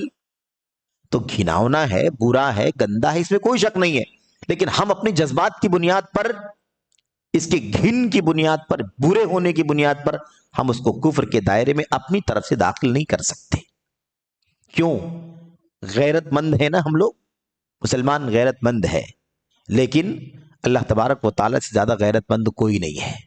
اگر اللہ تبارک و تعالیٰ کی غیرت دیکھنا ہو تو اللہ کے نبی فرماتے ہیں اللہ کی غیرت ہی ہے جس کی وجہ سے اللہ نے حرام کاموں کو، غلط کاموں کو، برائیوں کو، فواحش کو منع کر دیا ہے، اور فحاشی اور بے حیائی سے بچنے والوں کو جنت کا وعدہ فرمایا ہے. یہ اللہ تبارک و تعالیٰ کی غیرت ہے. اللہ کی غیرت ہی ہے کہ اس نے حرام کاموں کو، فواحش کو حرام قرار دیا ہے. تو بہرحال مسئلہ جذبات کا نہیں ہے، مسئلہ دلیلوں کا ہے، مسئلہ اصول کا ہے، مسئلہ نصوص کا ہے، مسئلہ میرے بھائیوں سلف کی عقیدے اور ان کی فکر کا ہے، ان کے منہج کا ہے. اسی بنیاد پر ہم جو کچھ فیصلہ کریں گے، کیونکہ دین ایسا نہیں کہ آج اتر رہا ہے، دین اتر چکا ہے. سب سے پہلے جب دین اترا اس وقت جو لوگ تھے وہ دین کو برت چکے ہیں، اس کو عملی طور پر نبی کریم صلی اللہ علیہ وسلم سے سیکھ چکے ہیں، عمل کر چکے ہیں، اس کا حکم جان چکے ہیں، اور اسے پوری امانت کے ساتھ آگے والے امت کے آگے والے طبقوں تک پہنچا چکے ہیں. اس لیے اب ہمیں وہیں لوٹ کر کے جانا ہے اور اسی سے اپنے مسئلے کا حل کر لینا ہے. ہماری آپ کی جذباتی باتوں سے کوئی مسئلہ تبدیل نہیں ہو جائے گا. تو لیکن کفر کے درجے تک نہیں پہنچتا. لہذا جو اللہ کی جناب میں شرک سے توبہ کرے، اللہ کی جناب میں شرک سے توبہ کرے جبکہ اس سے شرک کا گناہ سرزد نہ ہوا ہو بلکہ ہم جنسی کا جرم ہوا ہو، تو ایسا شخص گناہ کبیرہ کا مرتکب مانا جائے گا، کافر نہیں ہوگا. واضح ہو گئی نا بات کہ کافر نہیں ہے، وہ گناہ کبیرہ کرنے والا ہے، اور گناہ کبیرہ کرنے والا گناہ کبیرہ ہی کرنے والا ہے، اسلام سے باہر ہونے والا نہیں ہے. لہذا اگر قوم لوط کے لوگ اللہ کی توحید کا اقرار کر لیتے اور اللہ واحد کی عبادت کرتے، اس کے ساتھ کسی کو شریک نہ کرتے، البتہ ہم جنسی کے جرم پر قائم رہتے، تو وہ گناہ کبیرہ کا ارتکاب کرنے والے فاسق اور بدعمل کہلاتے. اللہ تعالیٰ انہیں اس کی سزا دنیا میں یا آخرت میں دیتا یا پھر معاف فرما دیتا، لیکن وہ کافر نہ ہوتے. اللہ سبحانہ و تعالیٰ فرماتا ہے ان اللہ لا یغفر ان یشرک بہ ویغفر ما دون ذلک लिमन यशा। अल्लाह तबारक व तआला शिर्क को पसंद नहीं करता, शिर्क को माफ नहीं कर सकता, नहीं माफ करेगा। अलबत्ता मा दूना ज़ालिका, दूना दूना असल में इसके बारे में उलमा कहते हैं कि दून जो है ये दिनाअत से है। दिनाअत का मतलब होता है मा दूना ज़ालिका, जो उसके अलावा है नहीं, जो उससे कमतर है, जो उससे कमतर है। क्योंकि अलावा कहेंगे तो अलावा में बड़ा भी हो सकता है, छोटा भी हो सकता है, दोनों अलावा हो जाएंगे, अलावा में दोनों चीजें आ जाएंगी। लेकिन दून के बारे में दिनाअत से कहते हैं, माखूज है, यानी उससे कमतर जो होगा। तो शिर्क से कमतर, शिर्क से बढ़कर क्या है? शिर्क से बढ़कर भी कुछ है? शिर्क से बढ़कर कोई गुनाह नहीं है। लेकिन समझने की बात यह है कि शिर्क से बढ़कर, कुफ्र से बढ़कर कोई गुनाह नहीं है। लेकिन अगर कोई अल्लाह ताला का अख्तियार ही अपने हाथ में ले ले तो बड़ा गुनाह है कि नहीं गुनाह है? हाँ, ये समझने की बात है कि शराकत तो नहीं कर रहा है, कुफ्र तो नहीं कर रहा है, लेकिन जो अल्लाह तबारक व तआला का अख्तियार है, शरीयत बनाने का अख्तियार, हलाल और हराम ठहराने का अख्तियार, ये अख्तियार कोई अल्लाह तबारक व तआला से छीन करके खुद ले ले, खुद हलाल को हराम बना दे, हराम को हलाल बना दे, तो ये जुर्म बढ़ करके कि नहीं बढ़ करके? तो शिर्क से बढ़ करके है, ये शिर्क से भी बढ़ करके। इसी को अल्लाह तबारक व तआला ने फरमाया व अन तुशरिकू बिल्लाहि मा लम युनज़िल बिही सुल्ताना व अन तक़ूलू अलल्लाहि मा ला तअलमून। इसीलिए इब्न तैमिया, इब्न क़य्यिम रहमतुल्लाह अलैह फरमाते हैं कि इस आयत करीमा में 4 गुनाह जो बयान किए गए हैं, ये चारों गुनाह बितरतीब हैं, नीचे से ऊपर की तरफ, नीचे से ऊपर की तरफ हैं। तो पहला गुनाह, दूसरा गुनाह, उसके बाद तीसरा गुनाह शिर्क, और चौथा गुनाह व अन तक़ूलू अलल्लाहि मा ला तअलमून। तुम अल्लाह तबारक व तआला के बारे में ऐसी बात बोलो जिसका तुम्हें इल्म नहीं है। हलाल हराम का इल्म अल्लाह तबारक व तआला को है, उसने हलाल किया, उसने हराम किया। अब हम आए और हलाल बना दें, एक हराम को हलाल बना दे और एक हलाल को हराम बना दे, तो ये अल्लाह तबारक व तआला पर ऐसी बात बोलना है जिसका हमें इल्म नहीं। बगैर इल्म के अपनी तरफ से हम बात बोल रहे हैं। अल्लाह ताला ने नहीं फरमाया कि ये चीज़ हलाल है, अल्लाह ने फरमाया ये हराम है, तो तुम हलाल कैसे कहते हो उसे? अल्लाह ने हलाल किया तो तुम हराम कैसे कहते हो? तो अल्लाह तबारक व तआला ने ये बात बयान फरमाई है। तो इस अंदाज से समझना है। कोई कह सकता है कि शिर्क से बड़ा गुनाह, कुफ्र से बड़ा गुनाह तो है ही नहीं। अकबरुल कबाइर अल इशराकु बिल्लाह, सबसे बड़े गुनाहों में सबसे बड़ा गुनाह क्या है? शिर्क बिल्लाह, कुफ्र है, शिर्क है। तो हम ये कैसे कहते हैं कि उससे भी बड़ा गुनाह है? उससे बड़ा गुनाह इस माने में है कि मुखालफत नहीं है, शराकत नहीं है, बल्कि अल्लाह बन बैठना है, बल्कि अल्लाह तबारक व तआला का हक़ तशरी पर कब्जा कर लेना है। इसलिए सबसे खतरनाक और संकीर्ण है। इसका मतलब यह है कि एक मसला नहीं है शिर्क और कुफ्र का या हलाल और हराम का, बल्कि उसने वो हक़ अल्लाह तबारक व तआला का ले लिया जो तहलील और तहरीम का हक़ है, हलाल ठहराने का, हराम ठहराने का, तशरी जिसको कहते हैं, शरीयत साजी का, शरीयत बनाने का, ये अख्तियार उसने अपने हाथ में ले लिया। इसलिए ये इतना बड़ा गुनाह है कि अल्लाह तबारक व तआला ने उसे शिर्क से भी ऊपर बयान फरमाया है। अच्छा, उसके बाद कहते हैं कि और हदीस सहीह में आया है, इन्नल्लाह तआला यअमुरु यौमल क़ियामति अन युख़रज मिनन नारि मन कान फ़ी क़ल्बिही मिस्क़ालु हब्बतिन मिन ख़रदलिन मिन ईमान। ये हदीस हमारे सामने सही बुखारी वगैरह में अल्लाह के नबी अलैहि सल्लम ने फरमाया कि अल्लाह तबारक व तआला क़ियामत के दिन इस बात का हुक्म देगा कि जिसके दिल में राई के दाने के बराबर भी ईमान हो, उसे जहन्नम से निकाल दिया जाए। तो राई के दाने के बराबर भी ईमान होगा तो उसे जहन्नम से निकाला जाएगा।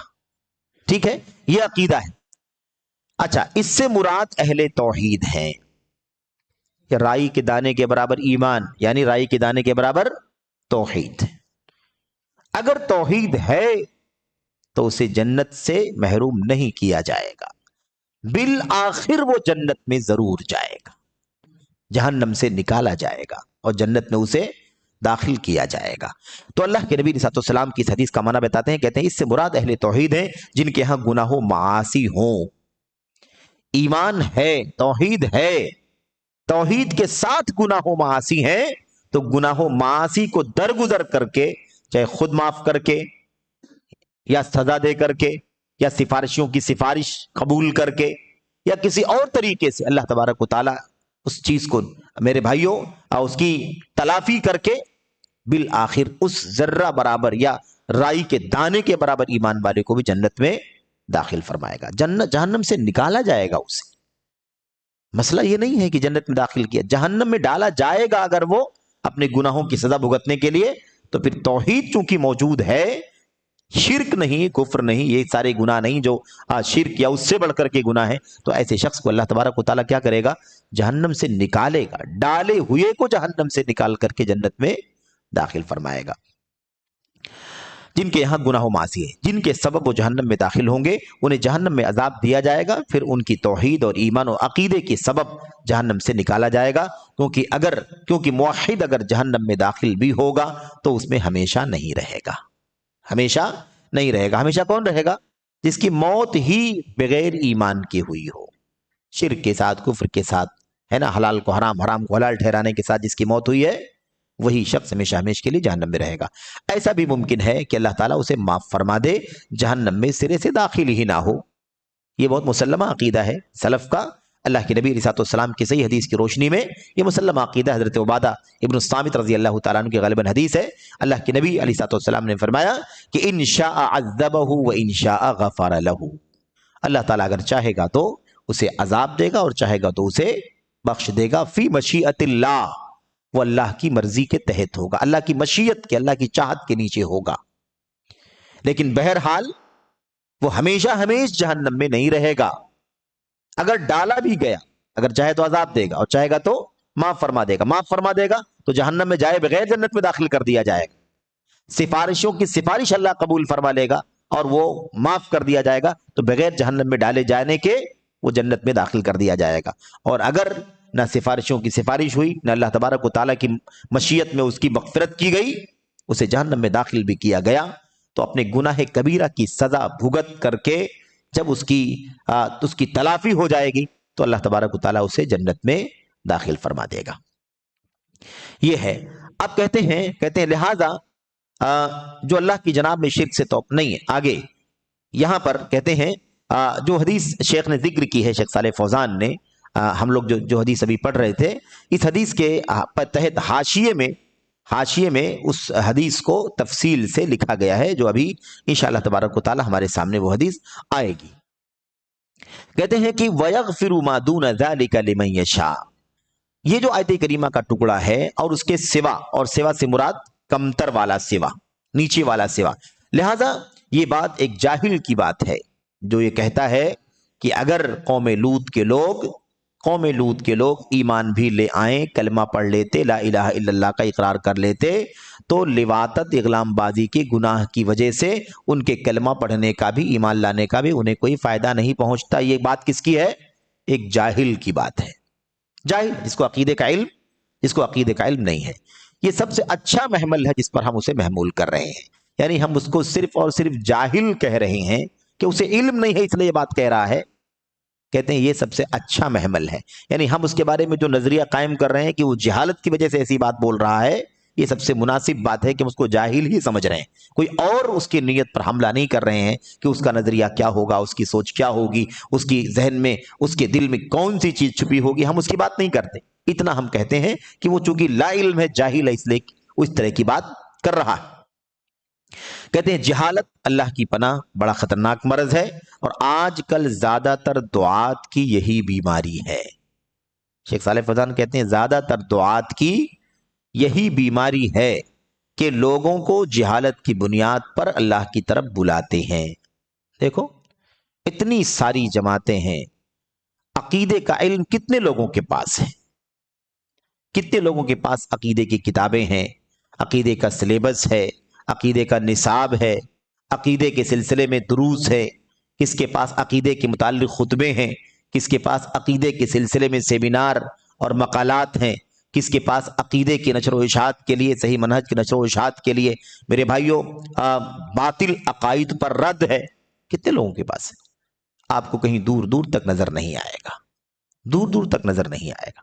तो कहते हैं इसीलिए कि लोग जहालत की बुनियाद पर अल्लाह की तरफ बुलाते हैं, जहालत में पड़े रहते हैं और लोगों की बिला वजह तकफीर करते हैं, यानी लोगों को बिला वजह काफिर करार देते हैं।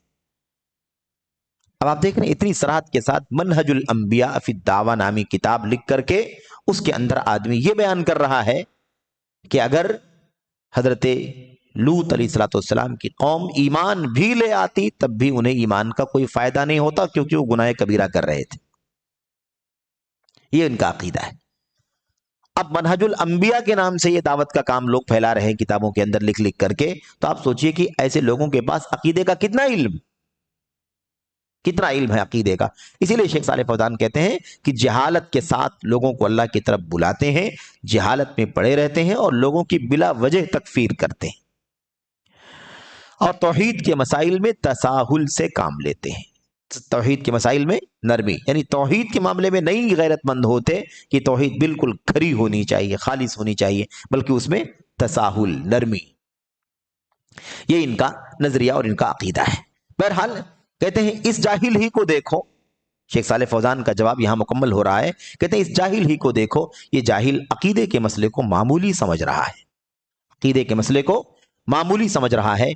हम जिनसी के गुनाह को संगीन, हम जिनसी के गुनाह को बड़ा समझ रहा है और अकीदे को मामूली समझ रहा है। भला इन दोनों में कौन सा गुनाह ज्यादा खतरनाक है? बताइए। अकीदे की कीमत ही नहीं है, वो ला इलाहा इल्लल्लाह कह देंगे तब भी कोई फायदा नहीं होगा उन्हें, और गुनाह कबीरा छोड़ देंगे तो फायदा होगा। देखा आपने, गुनाह कबीरा होगा तो छोड़ देंगे तो फायदा होगा, लेकिन ला इलाहा इल्लल्लाह कह करके सच्चा ईमान ले आएंगे, शिर्क से तौबा कर लेंगे तो कोई फायदा उन्हें नहीं होगा।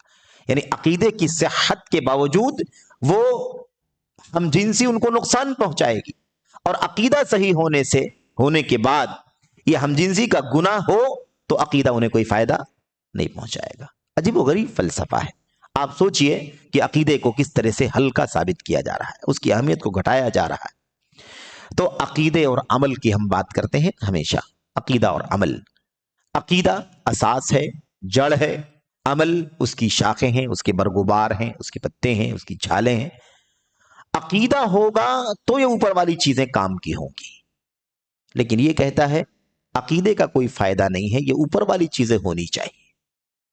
इसका मतलब अकीदे से नफरत दिलाना, अकीदे से दूर करना, अकीदे की अहमियत को घटाना, और ये कहना, ये साबित हो रहा है कि अकीदे के सिलसिले में तुम्हें फिक्र करने की जरूरत नहीं है। और दूसरी तरफ आप देखिए कितना खतरनाक मसला है कि आदमी इस अकीदे की बुनियाद पर तकफीर में चला जाता है, यानी इग़लाम बाजी का या लिवातत का अमल करने वालों को दीन इस्लाम से खारिज समझता है। अच्छा, कहते हैं कौन सा गुनाह ज्यादा खतरनाक है? शिर्क ज्यादा संगीन है या हम जिनसी? हम अल्लाह तबारक व तआला से आफियत चाहते हैं, आफियत मांग रहे हैं। कैसे कैसे अकीदे लोगों के हैं, कैसी कैसी सोच लोगों की है। तो अल्लाह तबारक व तआला की हम्द करें, उसका शुक्रिया अदा करें कि अल्लाह तबारक व तआला ने हमें सलफ़ उम्मत का अकीदा अता फरमाया है, किताब व सुन्नत का। मेरे भाइयों, जो फहम हो सकती है वो फहम अल्लाह अज़्ज़ व जल ने हमें और आपको सलफ़ उम्मत के अकीदे के जरिए से, उनकी किताबों, उनकी तहरीरों के जरिए से अता फरमाई है। अच्छा, उसके बाद आइए हाशिया जरा देखते हैं कि इसमें उन्होंने क्या कहा। सफा नंबर 205 पर जो हाशिया लगा हुआ है शेख सालेह फौजान के जवाब का जो पहला हिस्सा है, कि ये जो कहता है कि कौम लूत को लोग तौहीद का इकरार कर लेते तो भी जब तक वो इग़लाम बाजी करते रहते उन्हें इसका कोई फायदा, उसका कोई नफा नहीं होता। कहते हैं कि शायद बहुत से नौजवान इस बात का माना न समझें। शेख जमाल कहते हैं कि हो सकता है कुछ नौजवान या बहुत सारे नौजवान इस बात का माना न समझें, तो समझा रहे हैं। कहते हैं इसका माना यह है कि जो शख्स अपने कबीरा गुनाह पर बदस्तूर कायम हो, यानी मुसलसल अपने गुनाह कबीरा पर लगा ही हुआ हो, गुनाह कबीरा कर ही रहा हो, तौबा ना करे, अगर वो ईमान भी ले आए तो उसे कोई फायदा ना होगा। एक आदमी कुफ्र में भी डूबा हुआ है और ज़िनाकारी, बदकारी, फहाशी, शराब भी, सब कुछ में मुलव्वस भी है कि नहीं? क्या कहते हैं, जो शख्स ये मिसाल के ज़िनाकारी, बदकारी, फहाशी, सूद, रिश्वत वगैरह इसको न छोड़े, अगर वो तौहीद पर आ भी जाए तब भी तौहीद पर आने का कोई फायदा नहीं होगा। क्यों? इसलिए कि गुनाह कबीरा कर रहा है। ये इनका अकीदा है। कहते अगर वो काफिर और जिना व लिवातत जैसे गुनाह कबीरा का मुर्तकिब हो, लेकिन उसके बावजूद वो दाई की बात मान ले और ईमान ले आए, तो उस गुनाह कबीरा का मुर्तकिब रहते हुए उसका ईमान उसे कोई फायदा न देगा। वही अकीदा खवारिज का, मुअतज़िला का, गुनाह कबीरा की बुनियाद पर इंसान काफिर ही रहेगा। ये इनका अकीदा है। यानी गुनाह कबीरा ईमान के मुनाफी है और गुनाह कबीरा का मुर्तकिब मोमिन नहीं है। ये मोहम्मद सुरूर की बात का माना है। کہتے ہیں شیخ جمال یہ کس کا عقیدہ ہے؟ جو عقیدہ بتا رہا ہے محمد سرور بن نائف زین العابدین، یہ کس کا عقیدہ ہے؟ کہتے ہیں یہ خوارج کا عقیدہ ہے۔ عقیدہ کس کا ہے؟ خوارج کا۔ یہ دائی محمد سرور جو لندن میں مقیم ہے نا، ہم نے عرض کیا تھا اس سے پہلے ہم لوگوں نے پڑھا ہے کہ وہ لندن میں رہتا ہے، وفات ہو چکی ہے، یہ پرانی بات ہے، 2016 میں 2016 میں اس کی، یعنی آج سے 8-9 سال پہلے اس کی وفات ہو چکی ہے۔ کہتے ہیں کہ یہ دائی محمد سرور جو لندن میں مقیم ہے، اس کا دعویٰ ہے کہ وہ اور اس کے ساتھی سب دائی ہیں۔ اب دائی ہونے کا دعویٰ کر رہے ہیں تو یہ دیکھنا ہے نا کہ دعوت کس چیز کی دے رہے ہوں گے وہ، یہ سب ان کا عقیدہ ہے تو اسی بات کی دعوت دے رہے ہیں لوگوں، اسی بات کا وہ لوگوں کو میرے بھائیوں راستہ دکھا رہے ہیں۔ یہ سب کے سب دائی ہیں، بھلا وہ کس چیز کی دعوت دے رہے ہیں؟ خوارج کے عقیدے کی دعوت دے رہے ہیں۔ اس کا مطلب یہ ہے کہ وہ خوارج کے عقیدے پر حکومت قائم کرنا چاہتے ہیں، خوارج کے عقیدے پر حکومت قائم کرنا چاہتے ہیں، کیونکہ وہ خوارج ہی کی دعوت دے رہے ہیں، خوارج کا نظریہ پھیلا رہے ہیں، خوارج کا عقیدہ ہی لوگوں میں عام کر رہے ہیں۔ سلف کا عقیدہ تو ان کے ہاں غلط ہے، خشک ہے، کام کا نہیں ہے، یہ ان کا عقیدہ ہے۔ بلا شبہ یہ عقیدہ کہ گناہ کبیرہ کا مرتکب اگر توبہ کیے بغیر مر جائے تو وہ کافر ہے، اس کا ایمان اسے کوئی فائدہ نہ دے گا، خوارج کا عقیدہ ہے۔ یہ عقیدہ کس کا ہے؟ خوارج کا عقیدہ ہے، جنہوں نے علی بن ابی طالب رضی اللہ تعالیٰ عنہ کے خلاف بغاوت کی تھی۔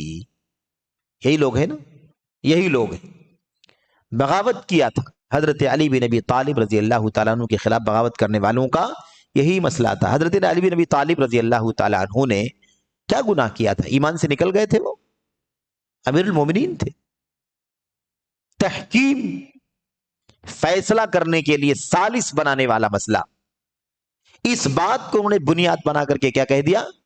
حضرت علی بن ابی طالب ہمارے خلیفہ نہیں ہے، ہمارے امیر نہیں ہے، اور وہ اگر ہوں گے تو کافروں کے امیر ہوں گے۔ یہ بات تو جو انہوں نے کہی اس کے اعتبار سے، اس سے قطع نظر کہ انہوں نے جس بات کو قابل اعتراض بنایا تھا وہ بھی قابل اعتراض نہیں تھا، یہ مسئلہ بھی غلط تھا۔ تحکیم فیصلہ کرنے والی بات کہ بھئی ٹھیک ہے، دو فریق میں جھگڑا ہے، تیسرے کو فیصلہ کرنے والا بنا لیا جائے کہ کیا فیصلہ کرے گا؟ یہ تو دین ہے، یہ تو شریعت ہے، یہ تو قرآن کی تعلیم ہے، سنت کی تعلیم ہے، نہ جانے کتنے شواہد موجود ہیں۔ لیکن ظالموں نے کیا کہا؟ ظالموں نے کہا کہ آپ نے ایک ایسا کام جو اللہ تبارک و تعالیٰ کا ہے، حق ہے، آپ نے وہ کام انسانوں کو دے دیا۔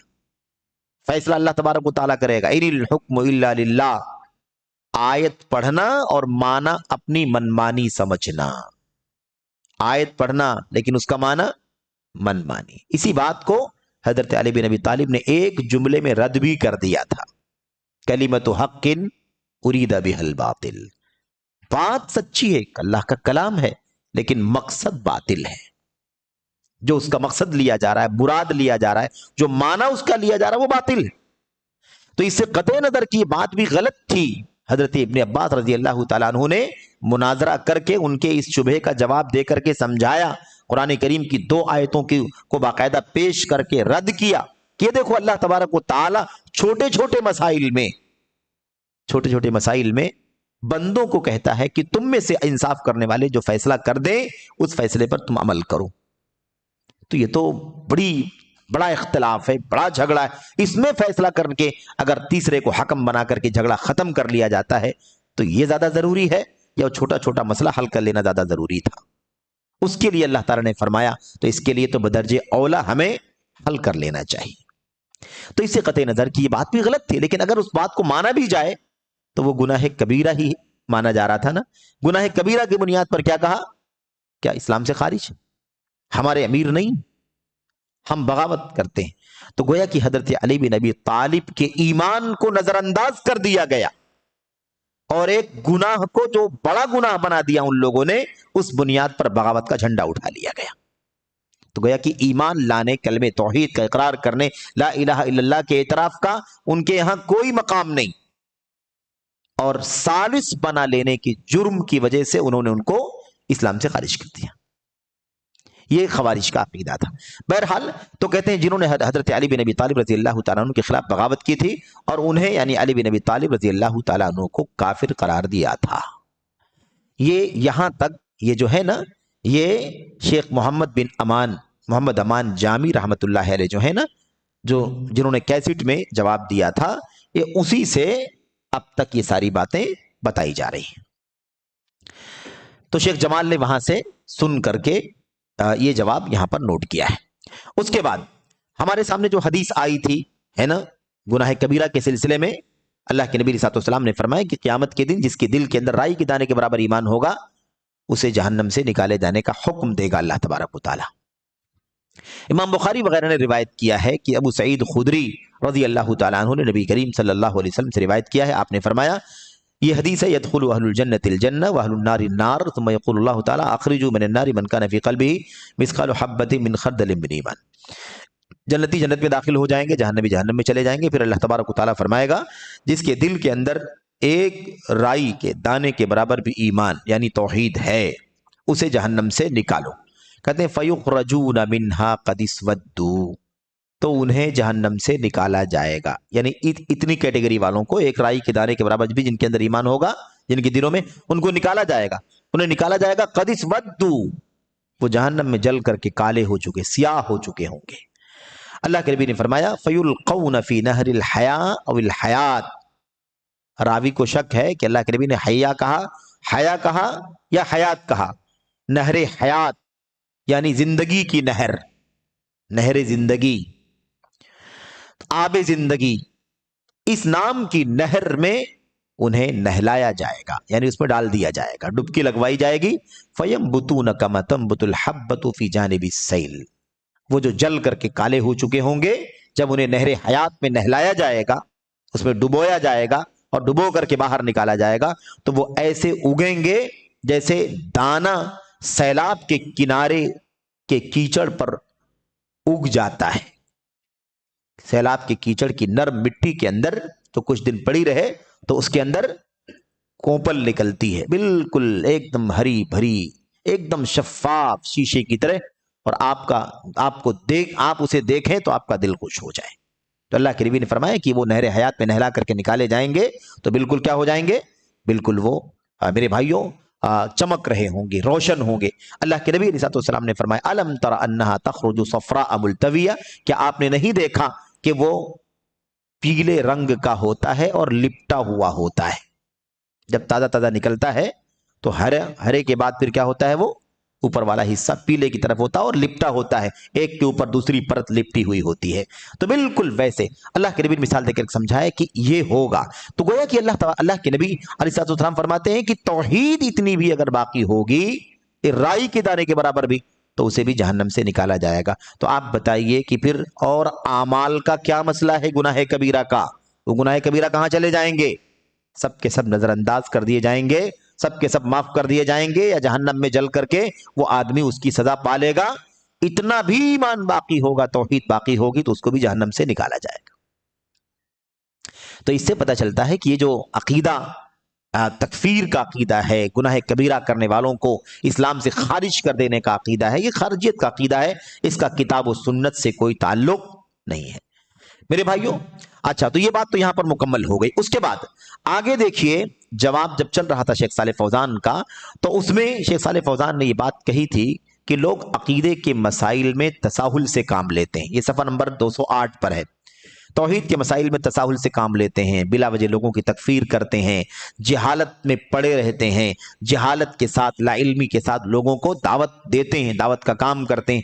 اس بات پر شیخ جمال بن فرحان نے نوٹ لگایا ہے، اور اس پر بھی غور کریں کہ کس طرح سے یہ پورا کا پورا گروہ، جو ہم اسے تکفیری کہہ لیں، اسے خارجی کہہ لیں، یا اسے اخوانی کہہ لیں، یا جو بھی اس فکر سے تھوڑا زیادہ توافق رکھنے والے لوگ ہیں، یہ سب کے سب دیکھیے عقیدے کے بارے میں ان کا کیا نظریہ ہے، توحید کے بارے میں ان کا کتنا تساہل، یعنی توحید کی گویا کہ کوئی قیمت نہیں ہے، اس کو بالکل معمولی اور ثانوی ثالثی چیز سمجھتے ہیں اس کو۔ کہتے ہیں ایک صاحب توحید سیکھنے کا مسئلے کو ہلکا اور معمولی قرار دیتے ہوئے، جس کی طرف عرصے دراز تک انبیاء علیہم الصلوۃ والسلام نے اپنی قوموں کو دعوت دی ہے، کہتے ہیں یعنی ایک صاحب ہیں اور ان صاحب کو ہم لوگ جانتے بھی ہیں، اس سے پہلے بھی پڑھا ہے ان کی بہت ساری باتیں، وہ باتوں کو کہتے ہیں کہ ایک صاحب ہیں جنہوں نے توحید سیکھنے کے مسئلے کو ہلکا بنانا، اور بہت اہم بات ہے توحید سیکھنا، توحید پڑھنا، توحید کا علم حاصل کرنا، اس کی سب سے زیادہ اہمیت ہے تاکہ آدمی مرے تو صحیح توحید پر، صحیح عقیدے پر مرے، عمل کی کوتاہیوں کو اللہ تبارک و تعالیٰ معاف فرما دے گا یا اس کی سزا دے کر کے اس کی تلافی ہو جائے گی، ہمیشہ ہمیں جہنم میں آدمی نہیں رہے گا۔ توحید اتنا اہم ہے، لیکن توحید کو پڑھنا، پڑھانا، سیکھنا، سکھانا، اس کو اتنا معمولی، اتنا کہہ لیجئے کہ ہلکا ثابت کرتے ہیں کہ گویا کہ اس کی کوئی قیمت نہیں ہے۔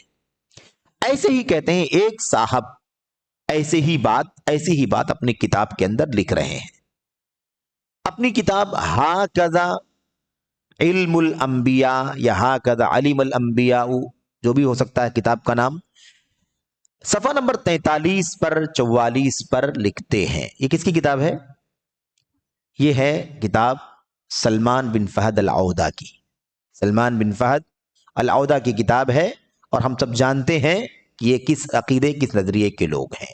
وہی عقیدہ ہے حکومت کے خلاف بغاوت کا، گناہوں کو بھاری بھرکم بنا کر کے عوام کو اکسانے کا، جو عام طور پر اخوانیوں کا یا خروج کا نظریہ رکھنے والے، تکفیر کا نظریہ رکھنے والوں کا جو عقیدہ اور نظریہ ہے وہ عقیدہ ہے، بلکہ اس فہرست میں یہ بڑے ناموں میں سے ایک نام ہے، ان کی بہت ساری کتابیں ہیں، اور حیرت ہوتی ہے واقعی دلوں کو اللہ تبارک و تعالیٰ نے اپنی انگلیوں کے بیچ میں رکھا ہے، اپنی دو انگلیوں کے بیچ میں بڑے بڑے علم والے لوگ ہیں، اچھی اچھی کتابیں اور علم کا سمندر رکھنے والے لوگ ہیں، لیکن واقعی اللہ تبارک و تعالیٰ انحراف سے، کجی سے اور ایسے ہی زیغ سے جس کو بچا لے، حقیقت میں وہی کامیاب ہونے والا ہے۔ کیا کہتے ہیں اپنی کتاب کے اندر صفحہ نمبر 43-44 میں سلمان بن فہد العودہ، یقیناً توحید اور اللہ کی تنہا عبادت کا مسئلہ ہی سب سے بڑا اور بنیادی مسئلہ ہے۔ یہ جملہ کتنا اچھا ہے، عقید توحید کا مسئلہ، تنہا اللہ کی عبادت کا مسئلہ ہی سب سے بڑا اور بنیادی مسئلہ ہے، جس کی تمام انبیاء نے دعوت دی ہے۔ یہ تو ٹھیک ہے، یہ مسئلہ نہایت واضح، آسان اور پیچیدگی و دشواری سے بعید مسئلہ ہے جسے ہر شخص سمجھتا ہے۔ یہ کیا بات ہوئی؟ یعنی مطلب سب بہت آسان مسئلہ ہے، بہت سمپل مسئلہ ہے، سب آدمی جانتا ہے عقیدہ کیا ہے۔ جیسے آج بہت سارے لوگ کہتے ہیں بھئی کیا عقیدہ، آپ بار بار عقیدے کی بات کرتے ہیں، توحید کی بات کرتے ہیں، کس کو نہیں معلوم اللہ تبارک و تعالیٰ ایک؟ ہم جانتے ہیں اللہ تعالیٰ ایک ہے۔ تو عقیدے کو اس طرح سے وہ ہلکا کر کے بتا رہے ہیں، کہہ رہے ہیں کہ یہ نہایت آسان ہے، واضح ہے، اور پیچیدگی اور دشواری سے بعید مسئلہ ہے جسے ہر شخص سمجھتا ہے۔ ہر شخص عقیدہ سمجھتا ہے؟ کاش ایسا ہوتا تو کتنا اچھا ہوتا۔ اگر ہر شخص عقیدہ سمجھتا تو اتنی بڑی تعداد میں اللہ تبارک و تعالیٰ کو انبیاء بھیجنے کی کیا ضرورت تھی؟ یہ بڑا پیچیدہ مسئلہ ہے کہ سارا اختلاف انبیاء کا، ان کی قوموں کا تو عقیدے ہی کے بارے میں تھا، اسی لیے اللہ تبارک و تعالیٰ نے انبیاء کی بڑی تعداد بھیجی، ہے کہ نہیں؟ مسلسل انبیاء آتے گئے، مبشرین و منذرین۔ تو ہر شخص سمجھتا نہیں ہے، بلکہ بہت بڑی تعداد ہے جو عقیدے میں انحراف کا شکار ہو جاتی ہے، بہک جاتی ہے۔ انبیاء علیہ الصلوۃ والسلام اصلاح کرنے کے لیے اللہ تعالیٰ کی طرف سے بھیجے جاتے ہیں۔ اچھا، بہرحال دیکھیے کیا کہتے ہیں، چنانچہ آسانی کا ایک حصہ عقیدے میں آسانی ہے، آسانی کا ایک حصہ عقیدے میں آسانی ہے، بئی طور یعنی اس طور پر کہ آپ کسی بھی انسان کے لیے 10 منٹ یا اس سے کم و بیش وقت میں عقیدے کی شرح کر سکتے ہیں۔ ایسے لوگ اگر ملتے ہوتے تو حضرت نوح علیہ السلام کو 950 سال محنت کرنے کی کیا ضرورت تھی؟ ہمارے اور آپ کے نبی محمد الرسول اللہ صلی اللہ علیہ وسلم کو 23 سال میں سے 13 سال تک مکے میں صرف توحید پر محنت کرنے کی کیا ضرورت پڑتی؟ 10-5 منٹ کی بات کر رہے ہیں بھائی، 10 سال نہیں 13 سال صرف عقید توحید سمجھاتے رہے نبی کریم صلی اللہ علیہ وسلم۔ تو پھر مدینے میں بھی 10 سال جو آپ رہے، کیا عقیدہ نہیں سمجھایا؟ آپ نے عقیدے کی، توحید کی دعوت ہمیشہ آپ نے دی، ہمیشہ دلوں میں توحید کو مضبوط کرتے رہے، بساتے رہے، کمزوریاں نکالتے رہے. خاص طور پر جو نئے نئے اسلام لانے والے ہوتے تھے ان کے ہاں ایمان کی عقیدے کی زیادہ کمزوری ہوتی تھی, پختگی نہیں آئی ہوتی تھی, آپ ان کو برابر تلقین کرتے رہتے تھے عقیدے کی. باریک باریک مسائل دیکھا آپ نے, یہ ہے ان کے ہاں عقیدے کی حیثیت. مار دھاڑ, قتل و غارت گری, بغاوت اور جھنڈے کے لیے تو پورا پورا مشن چلتا ہے, اور عقیدے توحید کے لیے 10 منٹ کافی ہے. کوئی بھی عقیدے کی شرح کر سکتا ہے بھائی. تو یہ اتنا خطرناک مسئلہ ہے عقیدے کے بارے میں. کیا کہا؟ 10 منٹ یا اس سے کم و بیش وقت میں عقیدے کی شرح کر سکتے ہیں. اتنی دیر میں وہ خوب اچھی طرح عقیدے کو سمجھ کے اور از پر کر کے چلا جائے گا. دیکھا آپ نے عقیدے کی کتنی اہمیت ہے. اس لیے ہم بار بار کہتے ہیں کہ عقیدے توحید یہ اللہ تبارک و تعالیٰ نے امتیاز بخشا ہے اہل حدیثوں کو, اہل الحدیث کو, سلفیوں کو, صحیح معنوں میں اہل السنت والجماعت کو. یہ اللہ تعالیٰ نے توفیق بخشی ہے کہ وہ عقیدے کو سمجھتے ہیں, عقیدے کی اہمیت کو سمجھتے ہیں, اور عقیدے کو ہمیشہ ترجیحی طور پر اپنی کتابوں میں, خطابات میں, تحریروں میں, ہر جگہ میرے بھائیوں اسے بیان کرتے ہیں, مقدم رکھتے ہیں. میں کہتا ہوں اگر معاملہ ایسا ہی ہے تو سید قطب, حسن البنا اور ان کے گروپ کے دیگر لوگ جو عقائد میں بہک گئے, عقیدے توحید کو 10 سالوں میں کیوں نہیں سمجھ سکے؟ خود ہی جواب دو اپنے گھر کے لوگوں کے بارے میں, اپنے گھر کے لوگوں کے بارے میں خود جواب دو. اپنی ہی پارٹی یا اپنے ہی ٹیم کے لوگوں کے بارے میں بتاؤ. 10 سال میں اس سے کم بیش یعنی 8-9 منٹ میں یا 12-13 منٹ میں آدمی سمجھا دے گا اور عقیدہ توحید سمجھ کر کے آدمی چلا جائے گا. تو 10 سال تک, 20 سال تک یہ لوگ رہے اور اسی خروج کے عقیدے نظریے پر دنیا سے چلے گئے, سب کچھ کیا, لیکن خالص توحید کی دعوت کی کوئی ایکٹیویٹی, کوئی سرگرمی آپ کو دکھائی نہیں دے گی. اور یہ ایک مسلمہ مسئلہ ہے, ایک مشترک مسئلہ ہے کہ اہل سنت والجماعت, اہل الحدیث, سلفیوں کے علاوہ پوری دنیا میں کوئی بھی فرقہ, میرے بھائیو یاد رکھیں کہ عقیدے توحید کو ترجیحی طور پر نہیں پڑھاتا ہے. کچھ لوگوں کے ہاں تو وہ اختلاف کا باعث ہے, انتشار کا باعث ہے, جھگڑے کا باعث ہے, اس لیے وہ عقیدے سے تو نفرت کرتے ہیں, کہتے ہیں عقیدہ چھیڑو نہیں, عقیدہ چھیڑو گے تو انتشار پیدا ہوگا. لیکن کچھ لوگ جو عقیدے کا نام لیتے ہیں ان کے یہاں بھی کوئی ترجیحی طور پر کوئی چیز نہیں ہے, اور پوری دعوت آپ دیکھ جائیں گے آپ کو صحیح عقیدہ, خالص عقیدہ آپ کو نہیں ملے گا. تو توحید خالص اور سنت صحیحہ کی دعوت کا امتیاز اللہ کے فضل و کرم سے اہل الحدیث کے پاس ہے, اہل الجماع کے پاس ہے, اہل السنت کے پاس ہے. یہی اللہ تبارک و تعالیٰ کی طرف سے یہ امتیاز ہمیں حاصل ہوا ہے. شیخ کہتے ہیں ہم 10 منٹ نہیں کہتے, ہم 10 منٹ نہیں کہتے. تم 10 منٹ کہہ رہے ہو نا, ہم 10 منٹ نہیں کہتے. آخر تم میں کا کوئی شخص اپنی تقریر کے آغاز میں اپنے خون اور دل سے فریاد کیوں کرتا ہے؟ فریاد کس سے کرنی چاہیے بھائی؟ فریاد اللہ سے کرنی ہے کہ نہیں کرنی ہے؟ استغاثہ کس سے کرنا ہے؟ اللہ تبارک و تعالی انہ لا یستغاث بی وانما یستغاث باللہ. اللہ کے نبی نے فرمایا مجھ سے فریاد نہیں کی جائے گی, فریاد تو اللہ تبارک و تعالیٰ سے کی جائے گی. کہتے ہیں یہ بتائے کہ اپنی تقریر کے آغاز میں اپنے خون یعنی جان اور دل سے فریاد کیوں کرتا ہے, اور مدد, حفاظت اور اس سے بچاؤ کی طلب کیوں کرتا ہے؟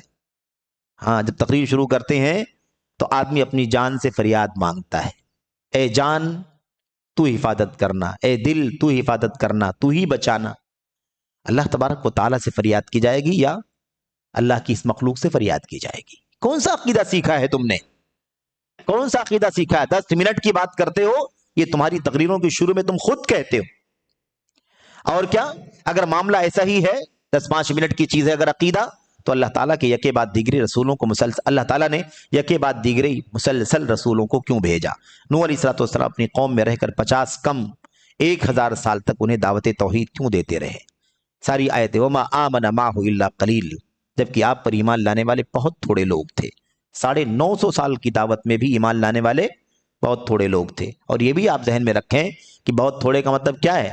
کوئی 10-20 لاکھ 50 لاکھ لوگ نہیں تھے, چند ہی لوگ تھے. اللہ تعالیٰ جانتا ہے کتنے لوگ تھے, لیکن ظاہر سی بات ہے کہ ہم لوگ کرنے یا عہد نوح کی بات کر رہے ہیں.